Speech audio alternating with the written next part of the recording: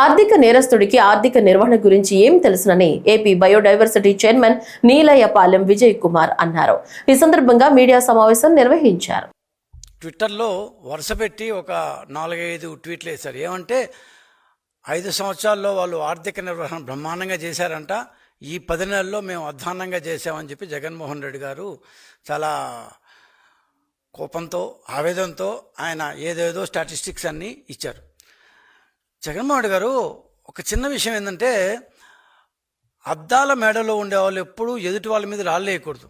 ఎందుకంటే మీరు చేసిన ఘోరాలు నేరాలు, ఆర్థిక ఘోరాలు ఆర్థిక నేరాలు మామూలువి కావు.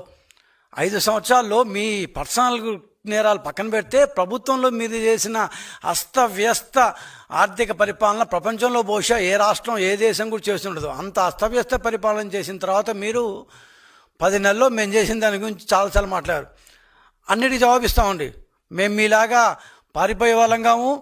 మేము ప్రతిపక్షంలో ఉన్నప్పుడు మేము మీ మీద 100 చెప్పినప్పుడు మీరు కనీసం జవాబు కూడా ఇచ్చిన పాపన పోలేదు. మేము అలాంటి వాళ్ళం కాము.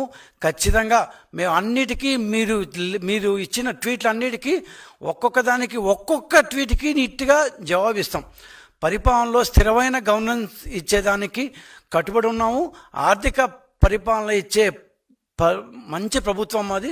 ఖచ్చితంగా తప్పులుంటే సరిదిద్దుకుంటాము, కరెక్ట్ ఉంటే ఇది కాదు మీరు చెప్పింది తప్పు అని ఖచ్చితంగా గర్వంగా మీకు చెప్తాం. గవర్నమెంట్ యొక్క అప్పులు జిఎస్డిపి కంటే ఎక్కువైపోయినాయి ఇన్ పర్సెంటేజ్ టర్మ్స్ అని. మీకు ఎవరు రాయించారో ఆ పాత సోమయాజుల కొడుకు ఇంకా ఉన్నారో, లాస్ట్ టైం ఏదో మీరు ఆయన స్పెషల్ సెక్రటరీ ఫైనాన్స్ అంటూ పెట్టుకో ఉన్నారు. ఆయనే మాట్లాడుతుంటారు, మీకు ఆపోజిట్గా కూర్చొని కాగితాలు అందిస్తూ ఉంటారు. ఆయనే ఇచ్చారో తెలియదు. కానీ అదేవిధంగా జిఎస్డిపి పర్సంటేజ్ రెవెన్యూ డెఫిసిట్ ప్రకారం ఎక్కువైంది. సో తీసుకున్న అప్పులు క్యాపిటల్ ఎక్స్పెండిచర్కి వాళ్ళలేదు. అదేవిధంగా ఫిజికల్ డెఫిసిట్ జిఎస్డిపిలో ఎక్కువైంది. సో ఈ 4 మీరు ఇచ్చిన మేజర్ అభియోగాలు అంటారు, ఏమంటారు చెప్పండి. ఓకే, మొట్టమొదటిగా జగన్మోహన్ రెడ్డి గారు స్పష్టంగా ఒక్క విషయం మాట్లాడుకుందాం. స్టేట్ ఓన్ ఇన్కమ్ అంటే రాష్ట్రం సొంతగా సంపాదించుకున్న ఇన్కమ్. రాష్ట్రం సొంతగా సంపాదించుకున్న ఇన్కమ్ ప్రకారం చూస్తే 2024 జూన్లో మీరు మాకు అధికారం అప్పగించేసి వెళ్ళిపోయిన టైం నుంచి మొన్న మార్చి పూర్తయిన దాకా ఈ 10 నెలల్లో, ఇంకా చెప్పాలంటే ఏప్రిల్ మేలో మీరే అధికారంలో ఉన్నారు. 6 నెలలు కూడా వేసుకుంటే మేము దాదాపు మీకంటే 10,000 కోట్ల రూపాయలు ఎక్కువ సంపాదించాం.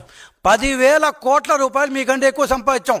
You can check. మీరు ఇచ్చిన క్యాగ్ రిపోర్ట్లో మీరు చెక్ చేసుకోవచ్చు.